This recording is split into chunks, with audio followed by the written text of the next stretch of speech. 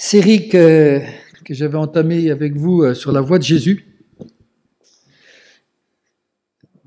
J'aimerais qu'on lise dans Luc 18. Mon but, c'est vraiment qu'on rentre dans le texte. Laissez-vous interpeller par les paroles de Jésus. Un chef, Luc 18, verset 18. Ou un notable lui demanda à Jésus, bon maître, Luc 18, 18, bon maître, que dois-je faire pour hériter de la vie éternelle? Jésus lui répondit, pourquoi m'appelles-tu bon? Personne n'est bon, si ce n'est Dieu seul. Tu connais les commandements, tu ne commettras pas d'adultère, tu ne commettras pas de meurtre,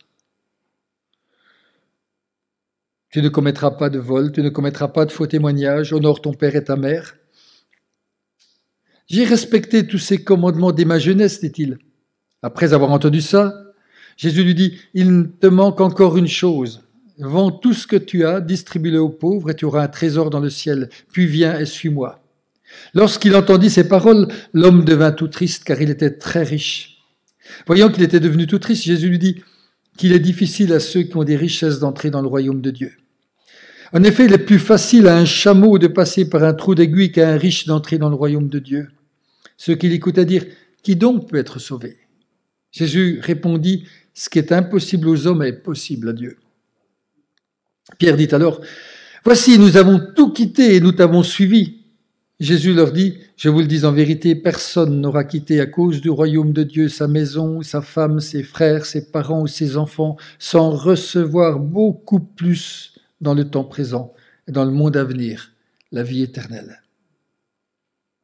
Jésus prit les 12 avec lui et leur dit, nous montons à Jérusalem et tout ce qui a été écrit par les Juifs au sujet du Fils de l'homme va s'accomplir. En effet, il sera livré aux non-juifs, on se moquera de lui, on l'insultera, on crachera sur lui et après l'avoir fouetté, on le fera mourir. Le 3e jour, il ressuscitera. Mais les disciples ne comprirent rien à cela. C'était pour eux un langage obscur, des paroles dont ils ne saisissaient pas le sens. Comme Jésus était près de Jéricho, un aveugle était assis au bord du chemin et mendiait. Il entendit la foule passer, demanda ce qui se passait. On lui dit, c'est Jésus de Nazareth qui passe. Alors il cria, Jésus, fils de David, aie pitié de moi. Ceux qui marchaient devant le reprenaient pour le faire taire, mais il criait beaucoup plus fort, fils de David, aie pitié de moi. Jésus s'arrêta, ordonna qu'on lui amène. Quand il fut près de lui, il lui demanda, que veux-tu que je fasse pour toi? Il répondit, Seigneur, que je retrouve la vue. Jésus lui dit, retrouve la vue, ta foi t'a sauvé. Il retrouva immédiatement la vue et suivit Jésus en célébrant la gloire de Dieu. Voyant cela, tout le peuple se mit à adresser des louanges à Dieu. Jésus était entré dans Jéricho et traversait la ville. Or, un homme riche appelé Zachée, chef des collecteurs d'impôts, cherchait à voir qui était Jésus. Mais il n'y parvenait pas à cause de la foule, car il était de petite taille. Il courut en avant et monta sur un sycomore pour voir Jésus, parce qu'il devait passer par là. Lorsque Jésus fut arrivé à cet endroit, il leva les yeux, le vit et lui dit, Zachée, dépêche-toi de descendre, car il faut que je m'arrête aujourd'hui chez toi. Zachée s'empressa de descendre et l'accueillit avec joie. En voyant cela, tous murmuraient en disant, il est allé loger chez un homme pécheur. Mais Zachée, se tenant devant le Seigneur, lui dit, Seigneur, je donne aux pauvres la moitié de mes biens. Et si j'ai causé du tort à quelqu'un, je lui rends le quadruple. Alors Jésus dit à son propos, le salut est entré aujourd'hui dans cette maison, parce que lui aussi est un fils d'Abraham. En effet, le Fils de l'homme est venu chercher et sauver ce qui était perdu.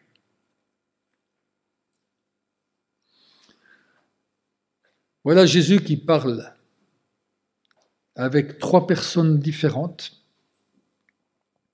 Et vous savez, quand Jésus parle,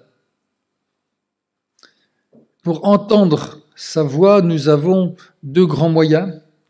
Nous avons sa parole dans la Bible, qui continue de nous parler aujourd'hui, et c'est peut-être le principal moyen, il ne faut jamais qu'on oublie. elle est là, elle est disponible, on peut l'utiliser tant qu'on veut, mais aussi le Saint-Esprit par lequel Jésus continue de nous parler. Et souvent, ce n'est pas deux choses dissociées, parce que souvent le Saint-Esprit parle au travers de la parole.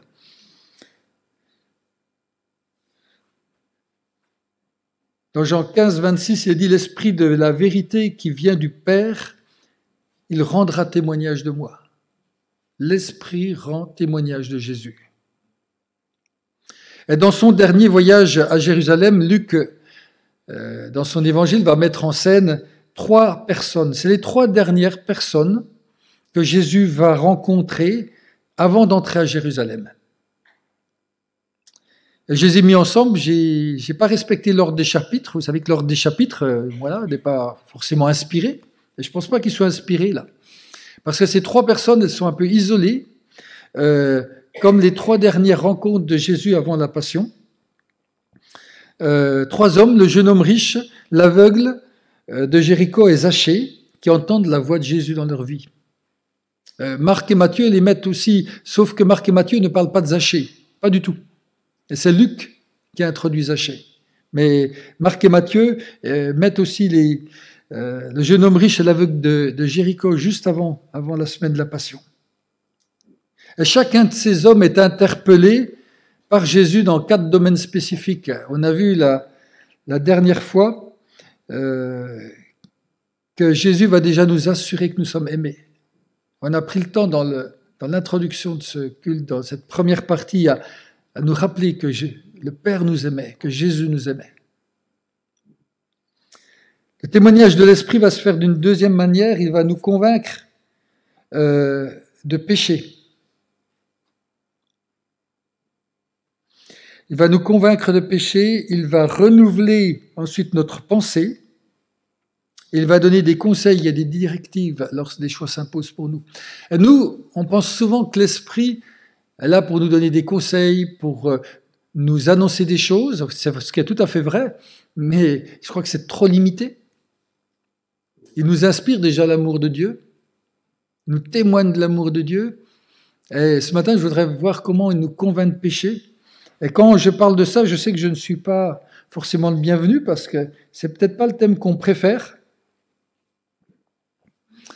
la conviction de péché, mais c'est tellement important. Jésus, quand il parle du Saint-Esprit, il va dire quand il sera venu, il convaincra le monde en ce qui concerne le péché, la justice et le jugement. C'est un des rôles du Saint-Esprit, de nous convaincre du péché. La Bible parle du péché comme aucun autre livre au monde, je crois, ne parle du péché.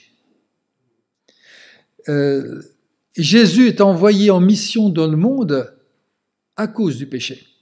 S'il n'y avait pas eu le péché, Jésus ne serait pas venu. Il n'avait pas besoin de venir. Le péché, ça vient vraiment du cœur de l'homme. Cherchez pas ailleurs. On a tellement tendance à accuser les autres. Tellement tendance à trouver une raison autour de nous. Il vient de notre cœur, le péché. Le péché, il va nous amener à réaliser que derrière, nous sommes en révolte contre Dieu. Parce que le péché, c'est vraiment, le fond du péché, c'est une révolte contre Dieu. Ne le minimisons pas.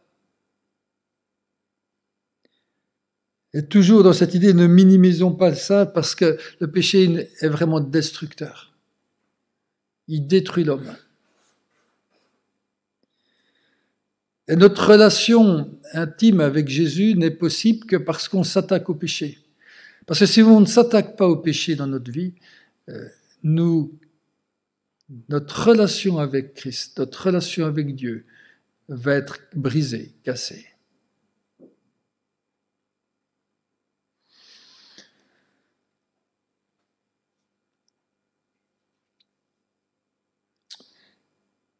L'Esprit donc veut nous convaincre de péché, mais ceci n'est possible que si on réalise l'amour de Dieu.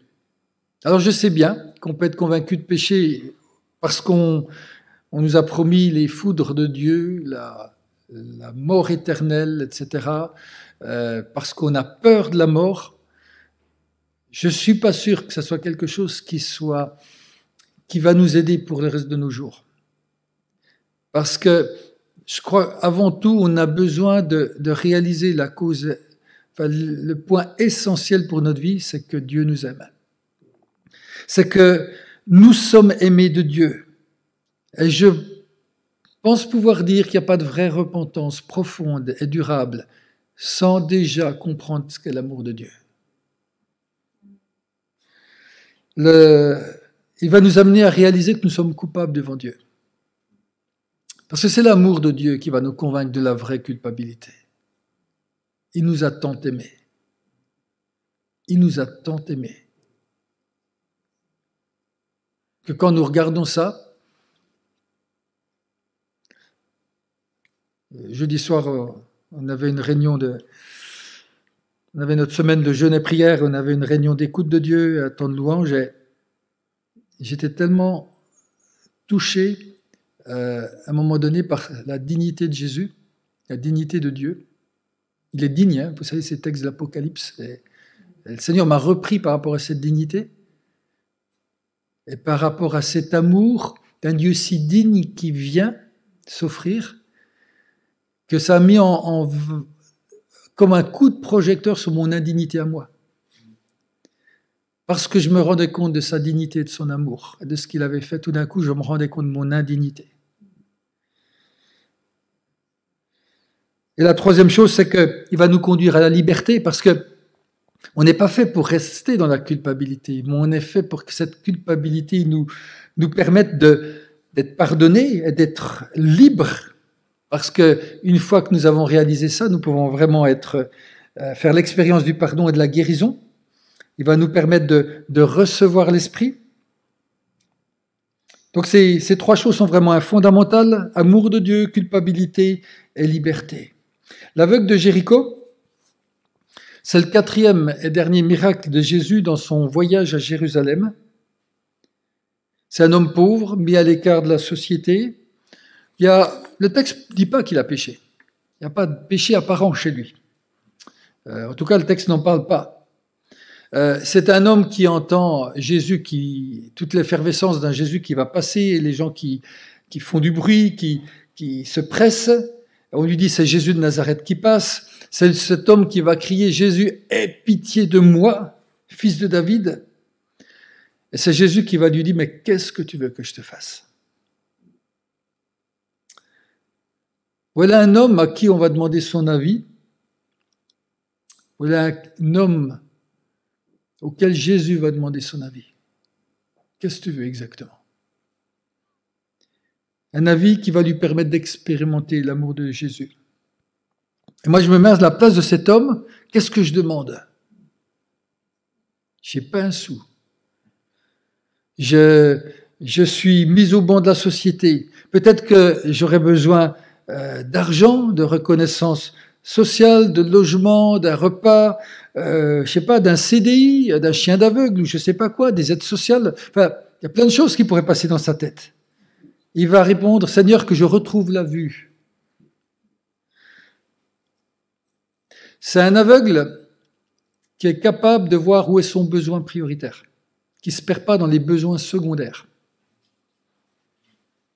Vous savez, on peut être aveugle sur beaucoup de choses dans notre vie, aveugle sur les bontés de Dieu, aveugle dans notre foi, aveugle dans notre manière de le suivre.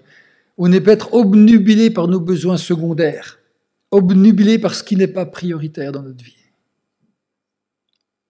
Cet homme, il n'a pas de péché apparent, il est pauvre, aveugle, mendiant, mais c'est pas parce qu'il est comme ça qu'il est meilleur qu'un autre. Il a simplement besoin d'ouvrir ses yeux sur sa réalité. J'entends tellement de gens me dire, que fait Dieu pour mes besoins psychiques? Que fait Dieu pour mes besoins affectifs? Que fait Dieu dans ma santé? J'ai tellement envie de dire, oui, c'est vrai, c'est des besoins, mais ce sont nos besoins secondaires. Et je ne veux pas être dur en le disant, mais c'est tellement important de s'en rendre compte. Ce sont des besoins secondaires. Ne nous méprenons pas sur nos besoins. En fait, la conviction de péché, c'est reconnaître vraiment son état. C'est reconnaître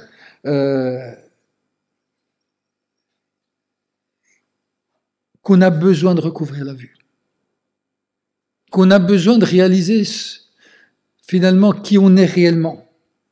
Et vous vous dites, c'est peut-être ça, c'est pour un nouveau chrétien. Le texte dit qu'il recouvra la vue, c'est-à-dire auparavant il voyait pas, auparavant il voyait, pardon. Il avait perdu cette capacité. On peut avoir perdu notre vision correcte de notre état. Est-ce que nous faisons régulièrement cette prière? Accorde-moi la conviction de péché. J'ai besoin de retrouver une bonne vue sur mon état.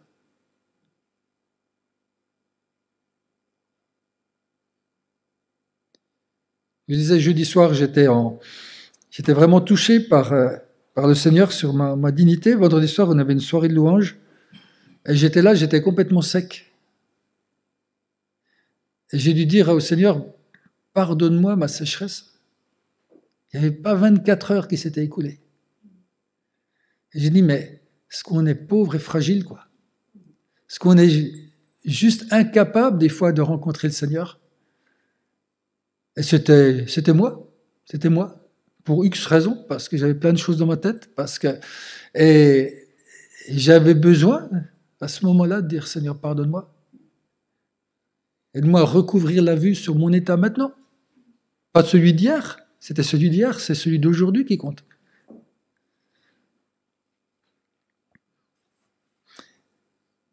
N'oubliez pas que cet aveugle, une fois qu'il a recouvert la vue, il restait toujours aussi pauvre, il restait toujours isolé des hommes, probablement pas marié, pas d'enfant, parce qu'il devait faire la manche, et personne ne pouvait subvenir à ses besoins, mais il s'était décentré de ses besoins secondaires.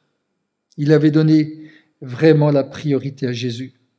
Et là, il avait retrouvé sa liberté, parce qu'il est possible maintenant pour lui de suivre Jésus. Et il va dire, au verset 43, il est dit, il suivit Jésus en célébrant la gloire de Dieu.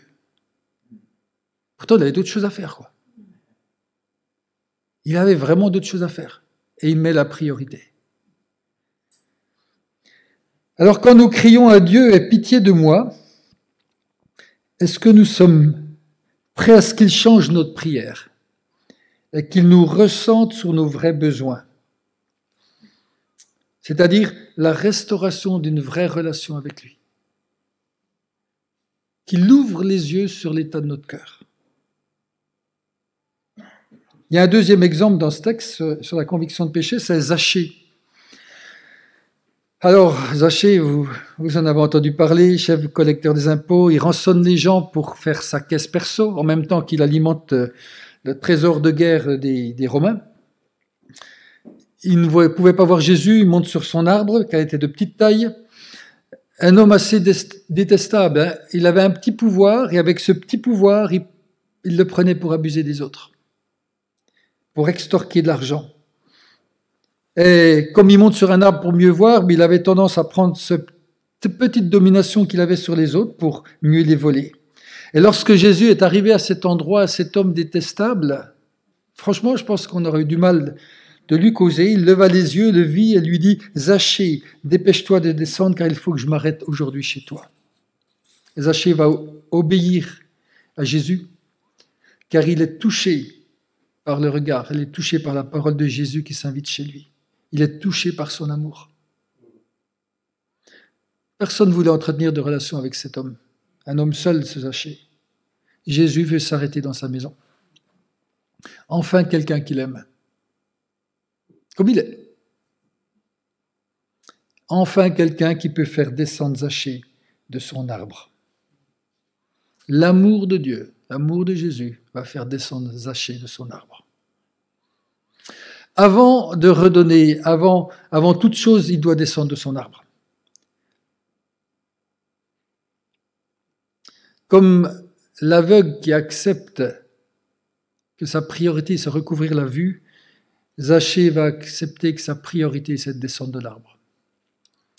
Descendre au niveau des autres, et même en dessous parce qu'il est plus petit que les autres. Cette descente de l'arbre, pour moi, c'est la conversion de Zachée. Elle commence là. Il est convaincu d'être aimé, il est convaincu que sa manière d'abuser des autres est un péché.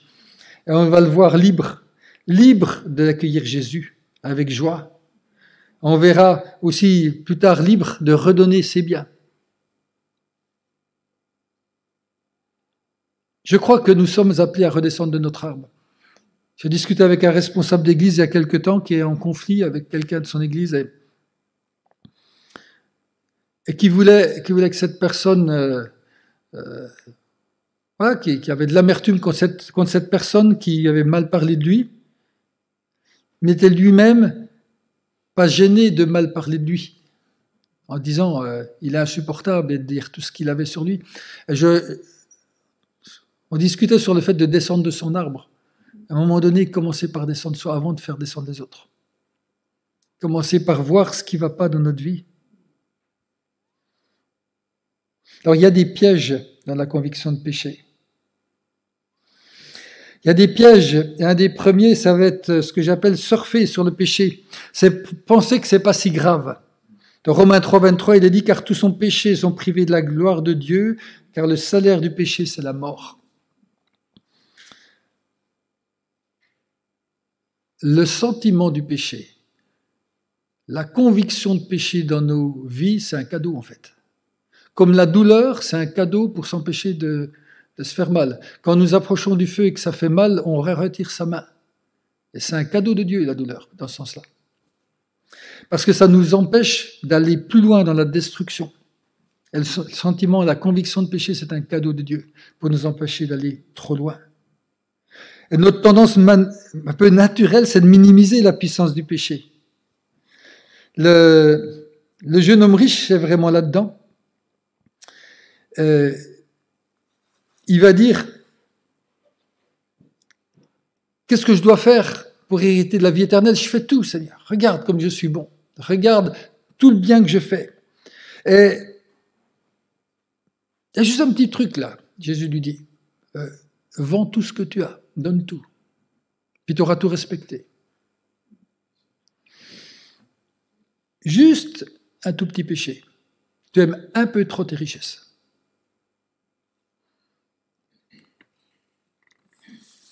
En fait, ce jeune homme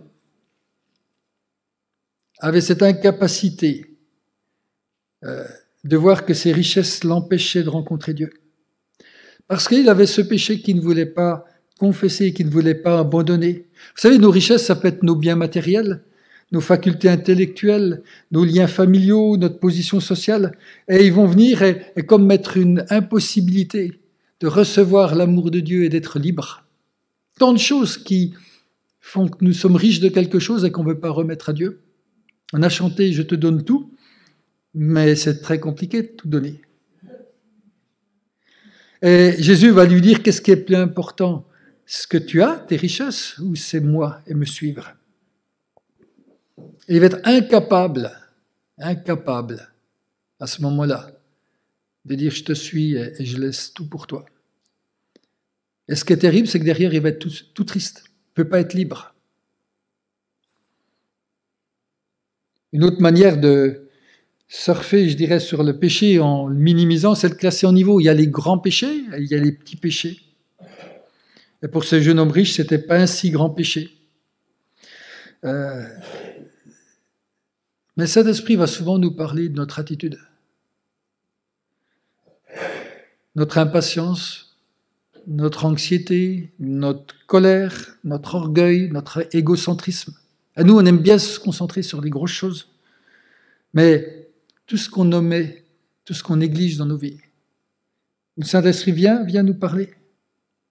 Une autre manière, c'est surfer sur le péché des autres et s'occuper du péché des autres. Pour Zachée, tout le monde est en train de causer sur le fait que Jésus va manger avec un pécheur. Et le texte dans Luc, il est succulent, enfin moi je trouve. Hein. En voyant cela, tous murmuraient en disant « Il est allé me loger chez un homme pécheur ». Comme s'ils n'étaient pas pécheurs eux-mêmes. Vous savez, on est tellement convaincus du péché des autres et tellement peu convaincus du sien. Alors on sourit de voir ces gens parler sur Zachée, mais on est tellement proches. Quand nous avons des problèmes avec quelqu'un, notre prière c'est « Change-le, Seigneur ». Et notre prière devrait plutôt être de dire qu'est-ce que tu dois changer en moi, Seigneur, dans cette relation difficile. Un autre piège dont j'aimerais parler, c'est la culpabilité.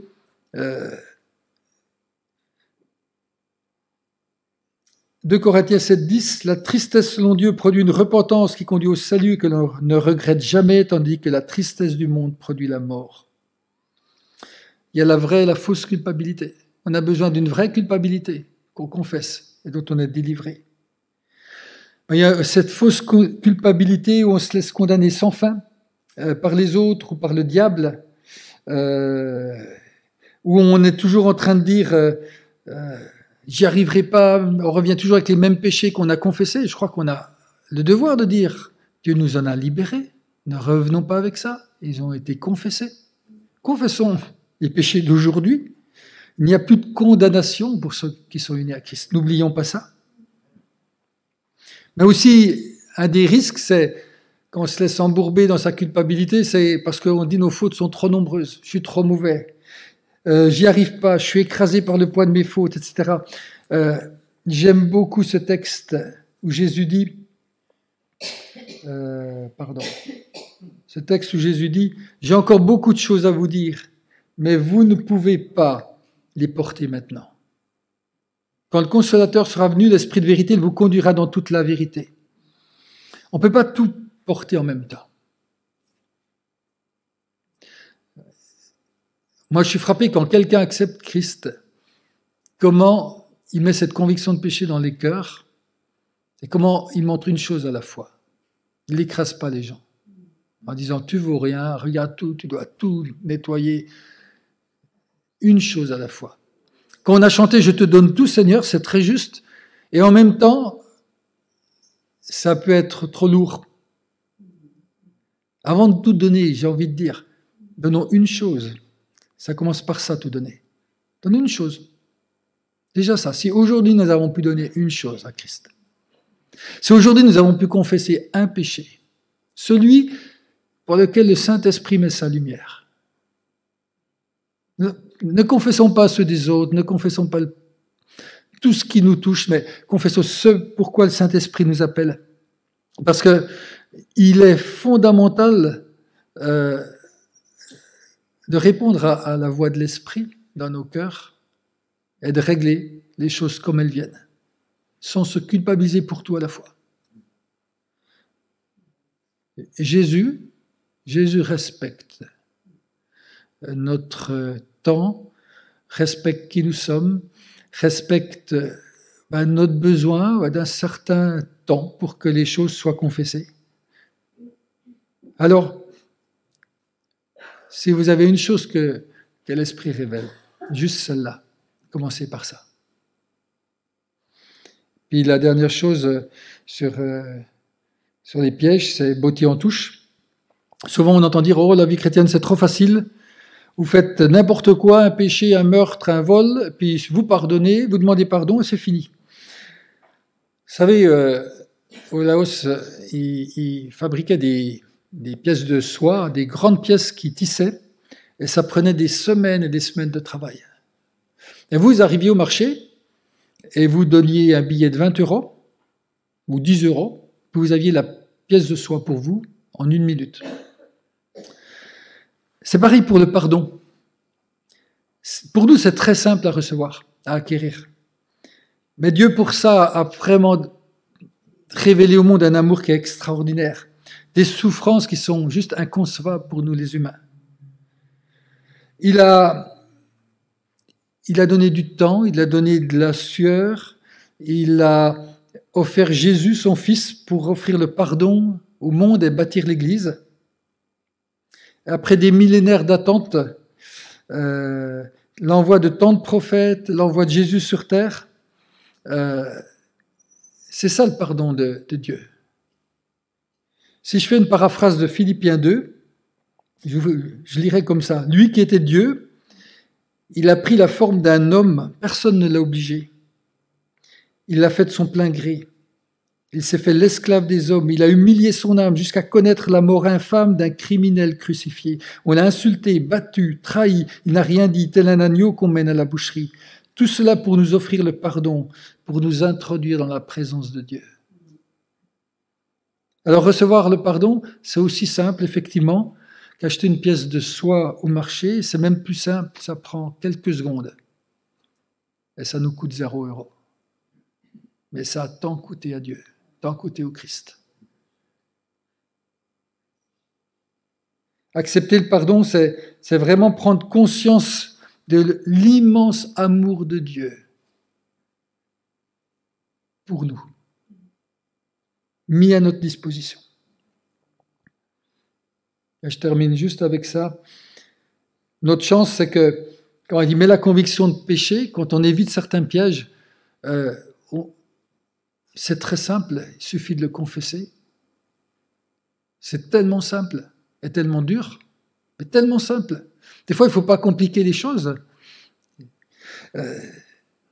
Si nous confessons nos péchés, il est fidèle et juste pour nous les pardonner, pour nous purifier de toute iniquité.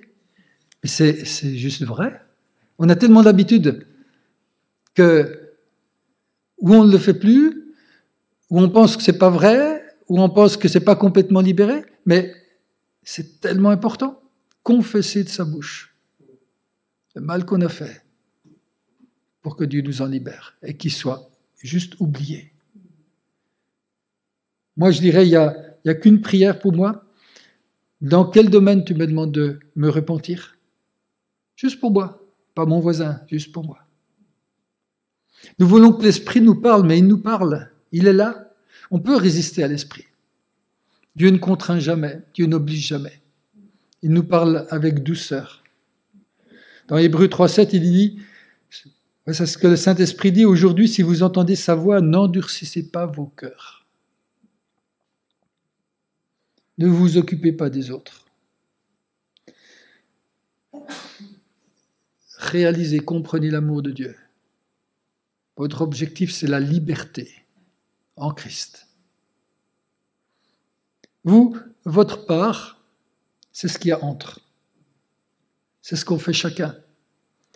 C'est pour Zachée descendre de son arbre, c'est pour l'aveugle recouvrir la vue, c'est pour le jeune homme riche vendre ses biens. C'est votre part, vous êtes libre de le faire ou pas le faire. C'est confesser, s'humilier devant son Dieu. Parce que confesser, c'est quelque part s'humilier. C'est accepter de descendre de son orgueil. Et l'humilité, c'est la véritable attitude de cœur qui nous permet de répondre à ce que nous dit l'Esprit. Alors ma prière et ma seule prière pour nous, c'est ne ratez pas cette si belle possibilité d'expérimenter le pardon de Dieu, son amour qui vous remplit, et la liberté réelle qu'il donne quand on confesse son péché. Tous ceux d'entre nous qui l'ont expérimenté, dites pas « je l'ai vécu », vivez-le, vivons-le, moi le premier au quotidien, jour après jour. Sonde-moi, ô Dieu, et connais mon cœur. Éprouve-moi et connais mes pensées. Regarde si je suis sur une mauvaise voie et conduis-moi sur la voie de l'éternité. Merci Seigneur. Merci Seigneur parce que tu veux nous conduire sur cette voie de l'éternité.